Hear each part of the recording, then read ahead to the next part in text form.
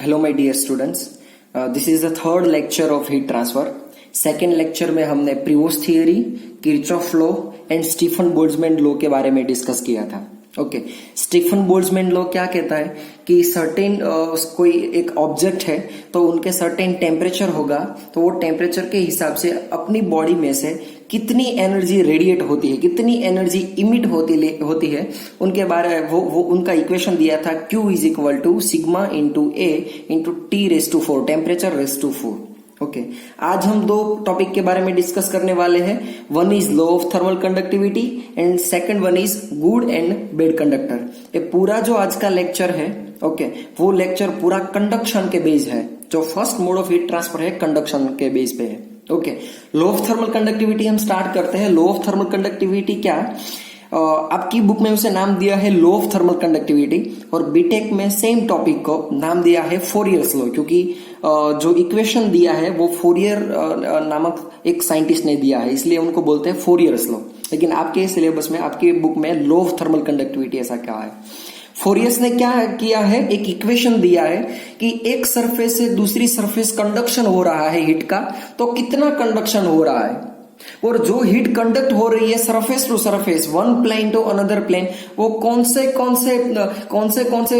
जो सिस्टम है उस पर डिपेंडेंट है, कौन से फैक्टर से उस पर डिपेंडेंट है, उनका एक इक्वेशन दिया है। ओके, हम एक एग्जांपल के साथ समझते हैं। मान लो कि ए वॉल है, हमारे घर की ए वॉल है, यहाँ हमारा होम है, या मान लो कि हमारा रूम है, जो फर्स्ट रूम है वो हमारा यहाँ रूम है, और यहाँ से सन की डायरेक्ट रेडिएशंस आ रहे हैं।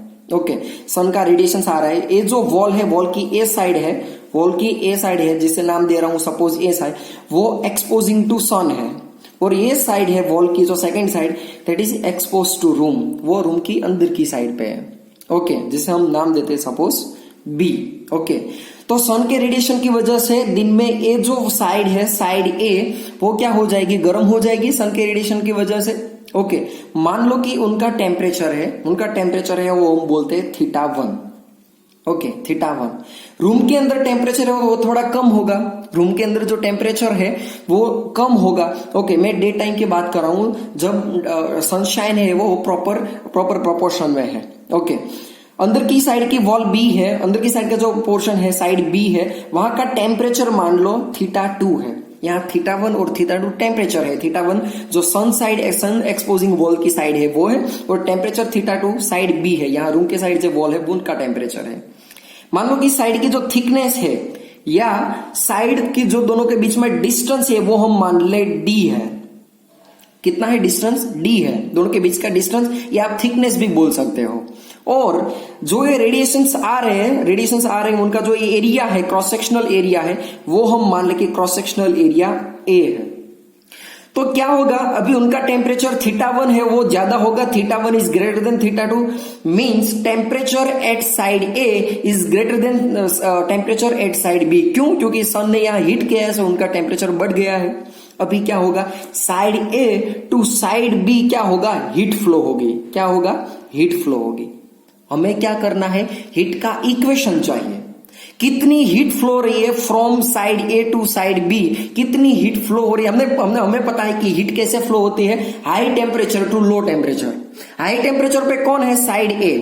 क्यों साइड ए, क्योंकि सन ने यहां हीट किया है वो साइड को, तो साइड ए टू बी या टेम्परेचर θ1 टू θ2 हीट ट्रांसफर होगा। ओके, लेकिन कितना होगा वो हमें फाइंड करना है। वो किसने फाइंड करके दिया है, वो फाइंड करके दिया है फोरियर ने। ओके, एक कंडीशन, हमारे एक घर की वॉल है, हमारे रूम की वॉल है, उसका एग्जांपल दिया है। बाकी जितने भी, जहां भी कंडक्शन हो रहा है, सब में सेम सिस्टम होगी। ओके, दूसरा हम एग्जांपल लेते हैं। मान लो कि एक स्टीम की पाइप है। ओके, स्टीम की पाइप है जिसमें स्टीम जा रही है। ओके, यहां से स्टीम जा रही है, मान लो कि बॉयलर से टरबाइन तक स्टीम जा रही है। ओके, तो स्टीम की वॉल है, उनकी भी सर्टेन थिकनेस होगी, ये जो वॉल है उनकी भी सर्टेन थिकनेस होगी। तो यहां टेम्परेचर है स्टीम का, वो बहुत ज्यादा टेम्परेचर, मान लो कि 500 डिग्री सेंटीग्रेड जितना टेम्परेचर होगा, और बाहर की साइड है वो 30-40 जितना, 30 to 40 डिग्री सेंटीग्रेड टेम्परेचर होगा। तो हमें क्या करना है, हीट लॉस ना हो, इसलिए हम क्या करते हैं, यहाँ सर्टेन थिकनेस का कोई मटेरियल लगा देते हैं। तो मटेरियल में भी हीट का कंडक्शन होगा। यहां टेम्परेचर 500 डिग्री है, बाहर का टेम्परेचर 30 डिग्री है। ओके, तो ए साइड से मान लो कि ए साइड ए है, ए साइड बी है, तो यहां भी side A to side B heat का कंडक्शन होगा। तो वहां भी सेम सिस्टम सेम सिस्टम आप लगा सकते हैं, Fourier's law of heat conduction. Okay, तो यहां मैंने एक वॉल का एग्जांपल लिया है, लेकिन ये एग्जांपल एवरी सिस्टम में जहां जहां हीट का कंडक्शन हो रहा है सब में होता है। ओके, चलो हम स्टार्ट करते हैं कि हीट फ्लो होती है यहां से यहां तक। ये जो हीट फ्लो होती है high temperature to low temperature, ये जो हीट फ्लो होती है high temperature to low temperature, वो कौन से फैक्टर्स पे डिपेंडेंट होती है? तो फर्स्ट है क्यू इज डायरेक्ट, क्यू यानी कि हीट जो फ्लो होती है is directly proportional to area. Okay, means हमें पता है जितना एरिया ज्यादा होगा इतना हीट ट्रांसफर ज्यादा होगा। ओके, ऑब्वियस बात है। एक जो फैक्टर्स है ना, हम एक एग्जांपल के साथ समझते हैं। मान लो कि एक कप में टी है। ओके, एक कप है और कप में क्या है? टी भरा है एक कप में। अभी क्या होगा, ये टी है ना, टी का आप इजीली आप है ना उसे कूल नहीं कर सकते। अगर मान लो कि आपको टी को क्या करना है, कूल करना है, ओके, तो आप इजीली कूल नहीं कर सकते हो। तो आप क्या करते हो, टी को कोई बाउल में नहीं रखोगे या कप में नहीं रखोगे, आप क्या करोगे, उसको प्लेट में ले लोगे। क्यों प्लेट में? क्योंकि प्लेट का एरिया ज्यादा होगा, तो इसमें से हीट है वो इजीली है वो बाहर निकल जाएगी। मीन्स हीट का फ्लो रेट है वो इजीली बढ़ जाएगा। यानी कप या बाउल में क्या होता है कि जो एरिया है जहां से हीट का फ्लो होगा वो एरिया है वो कम हो जाता है।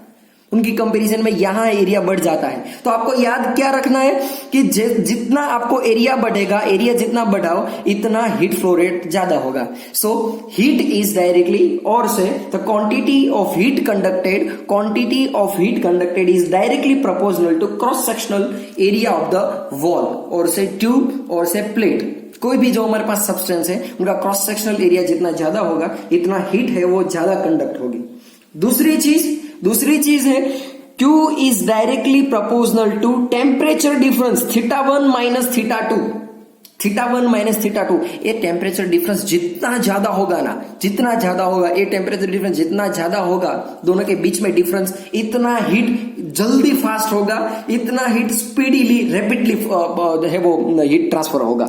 ओके, इस सेम एग्जांपल में बताता हूं। सेम एग्जांपल में मान लो कि जो कप में टी है, बाहर का टेम्परेचर मान लो कि 30 डिग्री सेंटीग्रेड है। ओके, और जो कप में टी रखी है, टी का इनिशियल टेम्परेचर वो 50 डिग्री सेंटीग्रेड है।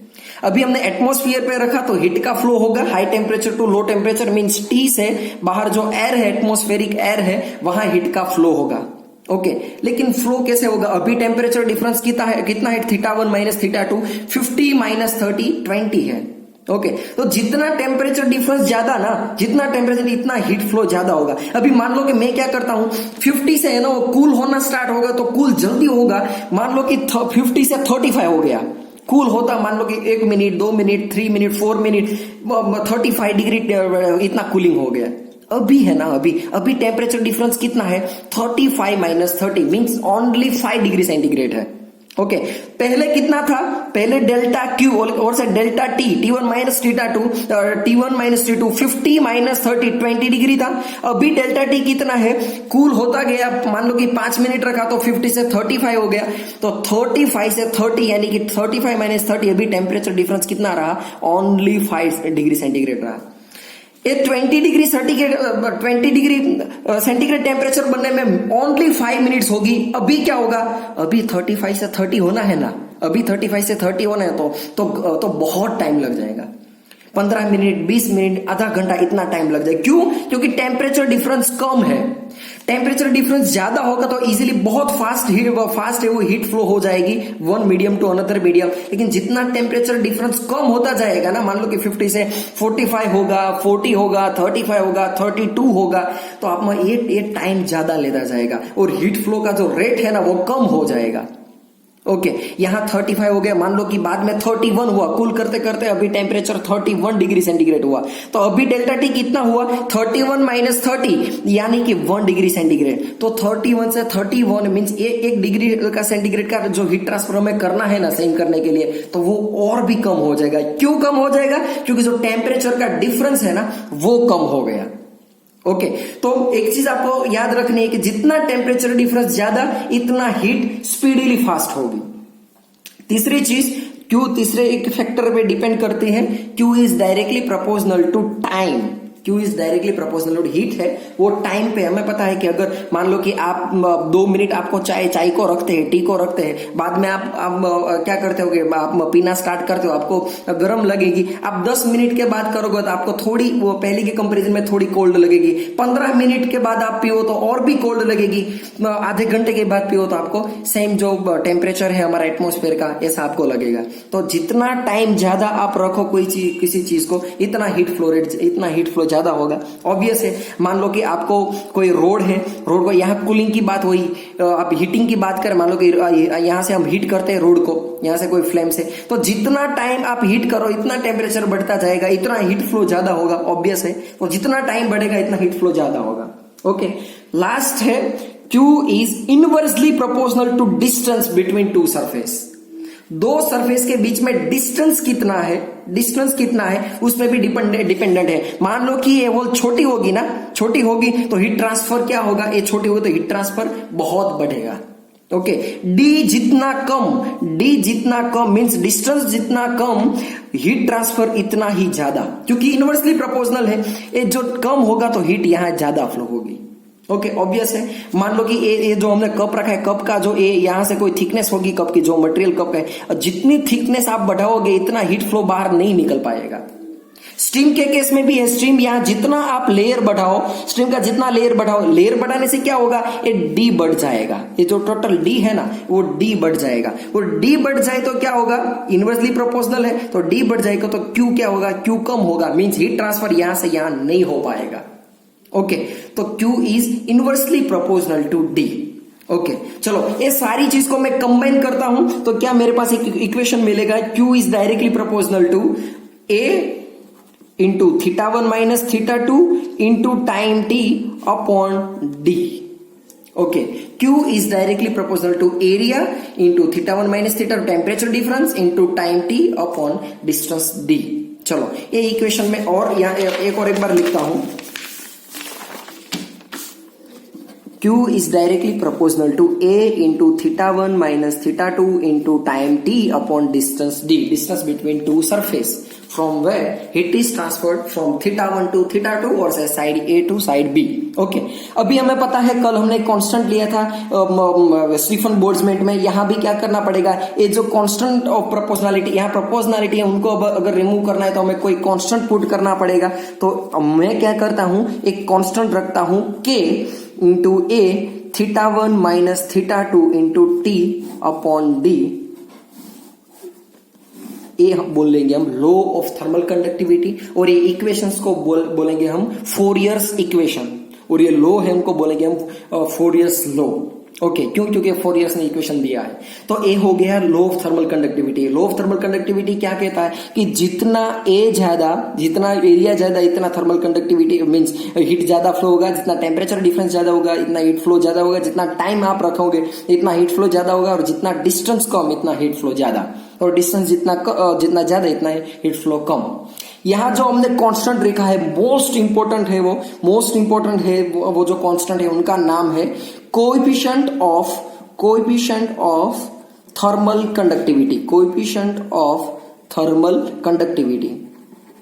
और सिंपली कंडक्टिविटी, और आप थर्मल कंडक्टिविटी भी बोल सकते हो, कोएफिशिएंट ऑफ थर्मल कंडक्टिविटी और से थर्मल कंडक्टिविटी। ओके, और K है थर्मल कंडक्टिविटी, वो क्या है कि ऐसी एक प्रॉपर्टी है कि जितनी थर्मल कंडक्टिविटी ज्यादा ना, एक थर्मल कंडक्टिविटी क्या डिनोट करता है, जितनी थर्मल कंडक्टिविटी ज्यादा इतना हीट फ्लो इजीली पास होने देगा। ये थर्मल कंडक्टिविटी है कि वो किस पे डिपेंड करता है, वो प्योरली जो मटेरियल है, जो मटेरियल हम यूज करें वो मटेरियल पे डिपेंडेंट है।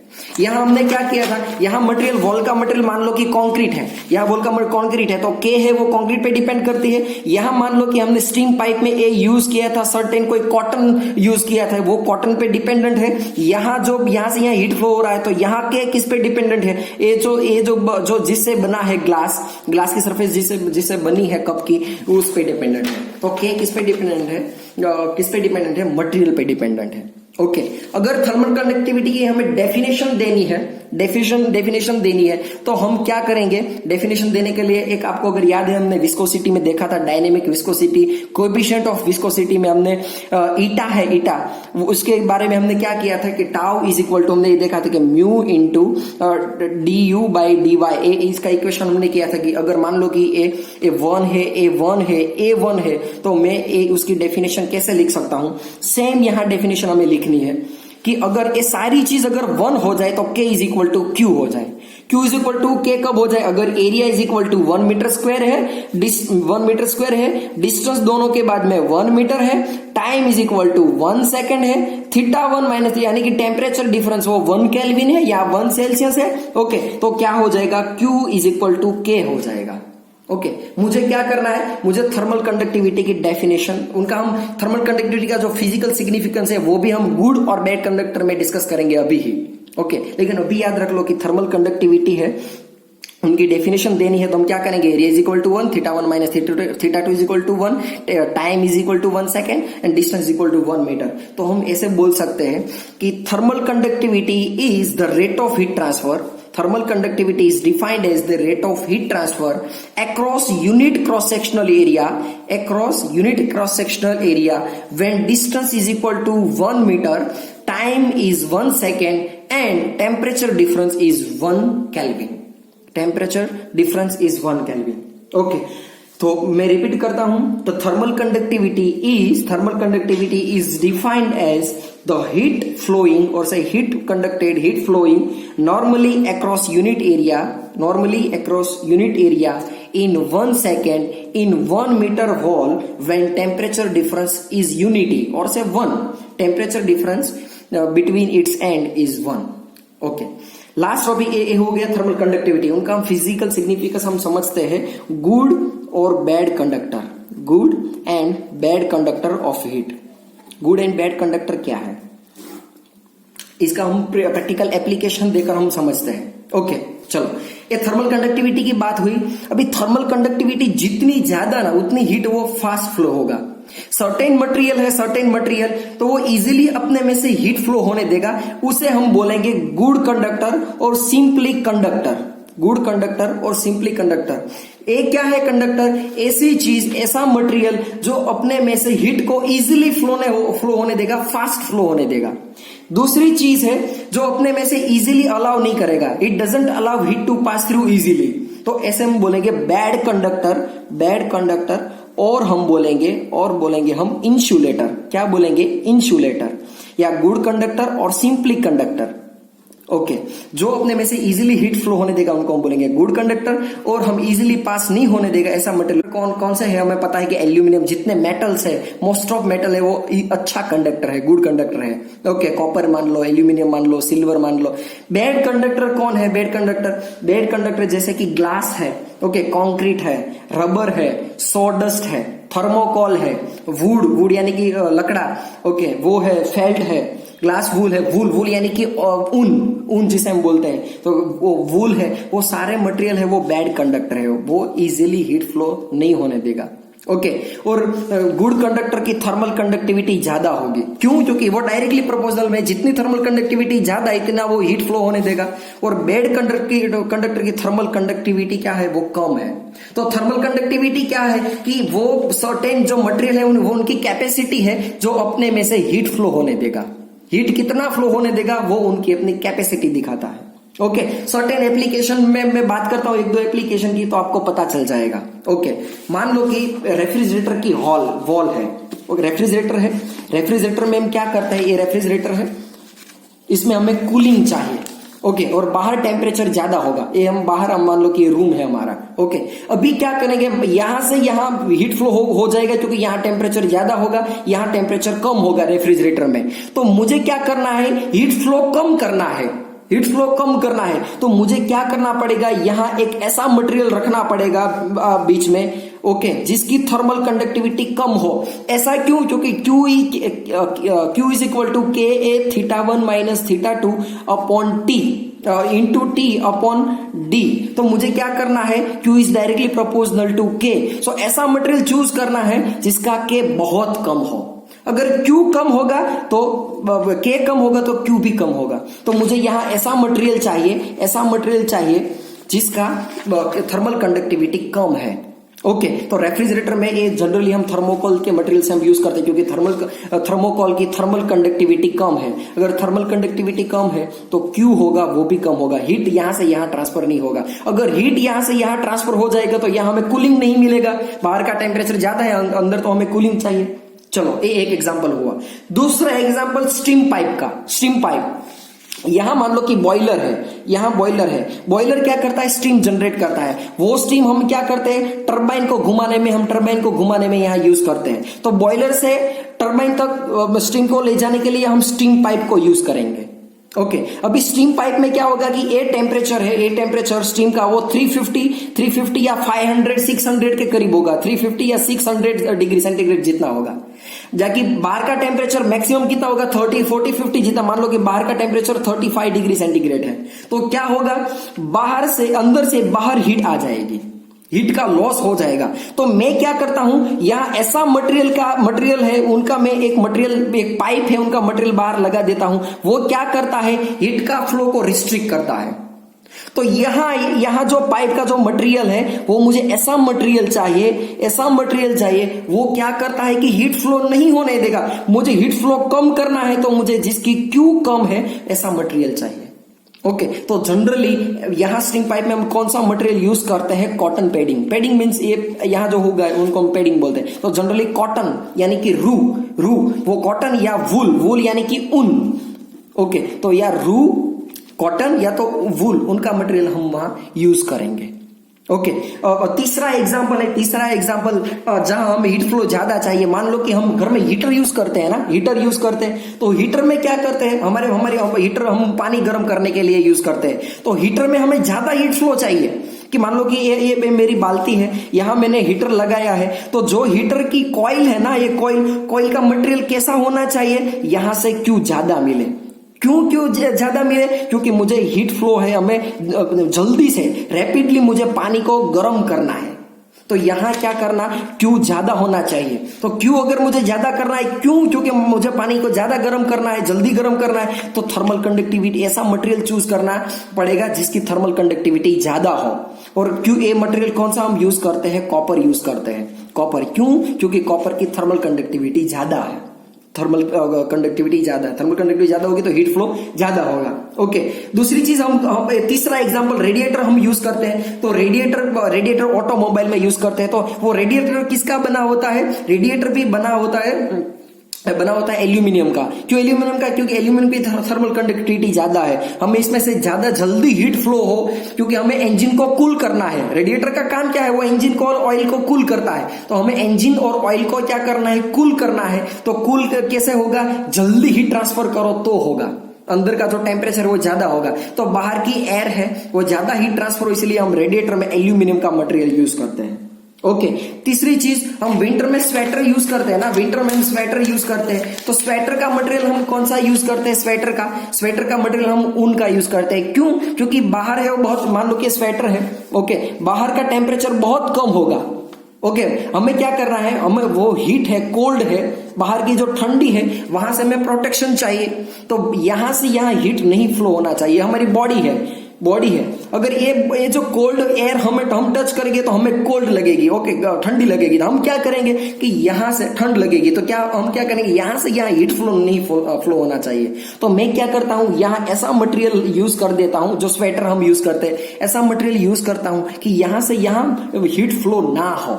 तो हमें हीट फ्लो कम करवाना है, तो हम ऐसा मटेरियल यूज करेंगे कि जिसकी थर्मल कंडक्टिविटी कम हो। इसलिए जनरली जो स्वेटर यूज करते हैं वो ग्लास वूल का बना होता है, ओके, यानी कि ऊन का बना होता है, या तो कॉटन का बना होता है। ओके, हमारे घर में जो दीवार है, हमारे घर में जो वॉल है, वॉल में भी हम कंक्रीट यूज करते हैं। मान लो कि ये सन है, ये हमारा रूम है, ओके, तो हम कंक्रीट यूज करते हैं। क्यों कंक्रीट यूज करते हैं? क्योंकि कंक्रीट की थर्मल कंडक्टिविटी बहुत कम है। अगर थर्मल कंडक्टिविटी बहुत कम है तो बाहर जितनी हीट है वो हीट अंदर नहीं आ पाएगी, हीट इतना फ्लो नहीं होगा। वरना क्या होगा, अगर मान लो कि हम यहाँ कॉपर रखे, चलो हम कॉपर रखते हैं, तो कॉपर रखो, जितनी बाहर गर्मी है, बाहर 50 डिग्री है तो घर में भी 50 हो जाएगा, 50 में हम रह भी नहीं सकते इतना, ओके, कंटिन्यूअसली। इसलिए यहां हम थर्मल कंडक्टिविटी कम चाहिए तो हम यहाँ क्या करते हैं, हम यहाँ वूल लगाया, यहाँ चलो कॉपर लगा के देखो, हम बॉडी स्वेटर यूज करते हैं, स्वेटर में ऊन का नहीं पहनना है, वूल का नहीं पहनना है, चलो हम कॉपर का पहनते हैं, तो क्या होगा, तो हमारी बॉडी वो जो बाहर के हमारे टेम्परेचर बाहर चला जाएगा, हम कोल्ड हो जाएगी, हमें कोल्ड से जो प्रोटेक्शन करना है उनका, तो वो जो पर्पस है वो ही सर्व नहीं होगा। ओके, तो ये हम सर्टेन एग्जांपल दिया, थर्मोकोल का एग्जांपल दिया जो हमारी रेफ्रिजरेटर के वॉल में हम यूज करते हैं, स्टीम पाइप में हम यूज करते हैं, स्टीम पाइप में हम यूज करते हैं जो कॉटन पैडिंग, उसकी बात की मैंने। यहाँ बात किया कि हम कॉपर यूज करते हैं, क्यों, क्योंकि हमें हीट ज्यादा फ्लो करवानी है। मैंने रेडिएटर का एग्जाम्पल दिया, यहाँ स्वेटर का एग्जाम्पल दिया, यहाँ एक और थर्मोस का एग्जाम्पल, मान लो कि थर्मोस में हम क्या करते हैं, यहाँ अंदर टी है तो बाहर हम थर्मोस के मटेरियल में हम क्या थर्मोकोल यूज करते हैं, क्यों, क्योंकि थर्मोस में जो भी चीज है, थर्मोस में अगर मान लो कि टी है या मिल्क है, जो भी गर्म है तो गर्म रखना है, कोल्ड है तो कोल्ड रखना है, हमें यहां से यहाँ हीट फ्लो नहीं होने देना है, तो हम कौन सा मटेरियल यूज करेंगे, जिसका के कम हो ऐसा मटेरियल हम यूज करेंगे। ओके, तीसरी चीज, अगर आप समर में क्या करोगे कि टाइल्स पे चलोगे तो आपको ज्यादा हीट लगेगी, और इसकी जगह टाइल्स या स्टोन पे, उसकी जगह पे अगर कारपेट बिछाया होगा, कारपेट पे चलो तो आपको कम हीट होगा, इतना आपका पाँव गर्म नहीं लगेगा, क्यों, क्योंकि कारपेट है उनकी थर्मल कंडक्टिविटी कम है compare to tiles and stones. Okay, तो इतने हमने एग्जाम्पल दिया, उनका प्रैक्टिकल एप्लीकेशन से डिस्कस किया हमने। वो क्या कहता है कि थर्मल कंडक्टिविटी पे डिपेंड करता है पूरा मटेरियल, हमें प्रैक्टिकल एप्लीकेशन में जहां हीट फ्लो नहीं चाहिए वहां ऐसा मटेरियल यूज करना चाहिए जहां थर्मल कंडक्टिविटी कम हो। तो जितनी भी प्रैक्टिकल एप्लीकेशन में जहां भी थर्मल कंडक्शन होता है उसका θ1 minus KA θ1 minus θ2 into T upon D, ये उनका एक इक्वेशन है जिसे पूरी डिजाइन करते हैं। जैसे धर्म की एक गीता हम बोलते हैं कि गीता से हमें पूरा पता चल जाता है कि कैसा कौन सा धर्म है, कैसे रहना है, वैसे ही एक ऐसा इक्वेशन है जो थर्मल कंडक्टिविटी की, मान लो कि गीता है थर्मल कंडक्शन का, कि यहां से यहां हीट कितना फ्लो होने देना है, कैसे होना देना है। जैसे आप बहुत सारे, मान लो कि बहुत सारे में ये टी यहां लेते हैं, ये जूल में है, और टाइम यहां ले ले तो ये वॉट में आ जाएगा। Okay, joule upon time what, तो आप यहां भी इक्वेशन ऐसे भी बोलते हो, KA θ1 minus θ2 upon D. Okay, आप ऐसे भी बोल सकते हो। ओके, चलो, और भी हम एक उनका थर्मल कंडक्टिविटी का हम क्या करते हैं, यूनिट है वो डिराइव करते हैं। लास्ट टॉपिक आज का मैंने यहां किया कि Q is equal to KA θ1 minus θ2, okay, into time upon D. इसमें से अगर K है उनको मैं सब्जेक्ट्स बनाऊं तो क्या होगा, Q into D A θ1 minus θ2 into time T। Okay, क्या हुआ, यहां से मैं K को सब्जेक्ट्स बनाया तो जो चीज यहाँ डिवीजन में है वो यहाँ मल्टीप्लीकेशन में आ गई, और जो यहाँ मल्टीप्लीकेशन में वो डिवीजन में आ गई। चलो, Q यानी कि हीट का क्या है यूनिट, जूल है, जूल इंटू डिस्टेंस का यूनिट क्या है, मीटर है। एरिया का यूनिट क्या है, ऐसा यूनिट मीटर स्क्वायर है। θ1 माइनस θ2 यानी कि टेम्परेचर डिफरेंस, तो टेम्परेचर का यूनिट क्या है, केल्विन है, ऐसा यूनिट। और टाइम का यूनिट क्या है, जूल, सेकेंड है। ओके, तो टाइम का यूनिट सेकेंड, डिस्टेंस का मीटर, क्यू का जूल और एरिया का metre square. Okay, joule upon second वो क्या हो गया, वॉट हो गया। वॉट, जूल अपॉन सेकेंड को क्या बोलते हैं, वॉट बोलते हैं। यहां मीटर स्क्वायर है, यहां मीटर है, तो यहां क्या रहेगा, मीटर रहेगा, क्योंकि यहां मीटर स्क्वायर 2 है पावर, यहां 1 पावर है, तो यहां 1 पावर है 2 माइनस 1, और दूसरा क्या यहां बचा है K, तो W अपॉन यानी कि वॉट अपॉन मीटर केल्विन, ये थर्मल कंडक्टिविटी का क्या है, SI यूनिट है। ओके, SI यूनिट है। आप रिवाइज कर सकते हो, मैं रिपीट कर दूं हमने क्या किया है, रिपीट कर दूं कि Q is equal to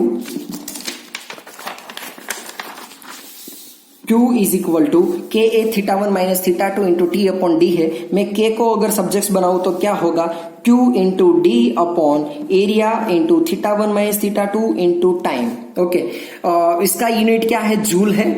okay, Q का, और upon time, joule upon time means watt हो गया, इंटू ए मीटर है डिस्टेंस का, अपॉन यहाँ भी एरिया का मीटर स्क्वायर है, θ1 माइनस θ2 तो क्या हो गया, केल्विन हो गया। Okay, metre upon metre square तो नीचे क्या रहेगा, मीटर रहेगा और केल्विन एज इट इज। तो वॉट पर मीटर केल्विन ये थर्मल कंडक्टिविटी का एसआई यूनिट है। Most important question for 1 mark. आज हमने क्या डिस्कस किया, सिर्फ 2 चीज डिस्कस की कि law of thermal conductivity and good और bad conductor. Law of thermal conductivity क्या कहती है, ये एक इक्वेशन देती है और इक्वेशन किस पे डिपेंडेंट है, ये 4 चीज पे। इसमें अगर कोई डाउट है तो आप कमेंट कर सकते हो। लॉ ऑफ थर्मल कंडक्टिविटी, बाद में गुड और बैड कंडक्टर, वो किस पे डिपेंडेंट है, के पे। ओके, कंडक्टर जिसकी थर्मल कंडक्टिविटी ज्यादा है उनको हम बोलेंगे गुड कंडक्टर, और जिसकी थर्मल कंडक्टिविटी कम है उनको हम बोलेंगे इंसुलेटर यानी कि बैड कंडक्टर। और उनकी जो प्रैक्टिकल एप्लीकेशन है, प्रैक्टिकल एप्लीकेशन कहाँ है थर्मल कंडक्टिविटी, उनके लिए हमने क्या किया है, 2-3 यहाँ 4-5 एग्जाम्पल दिया है, वो आप एग्जाम्पल ले लो। मान कि स्वेटर है, रेडिएटर है, ओके, हमारी वॉल की सरफेस है, रेफ्रिजरेटर है, बॉयलर है, यानी कि स्टीम पाइप है, हीटर है, उनका हमने एग्जाम्पल दिए। ओके, अगर इसमें कोई डाउट है तो आप पूछ सकते हो। नेक्स्ट टॉपिक में हम स्पेसिफिक हीट और थर्मोमेट्री के बारे में डिस्कस करेंगे। Thank you so much.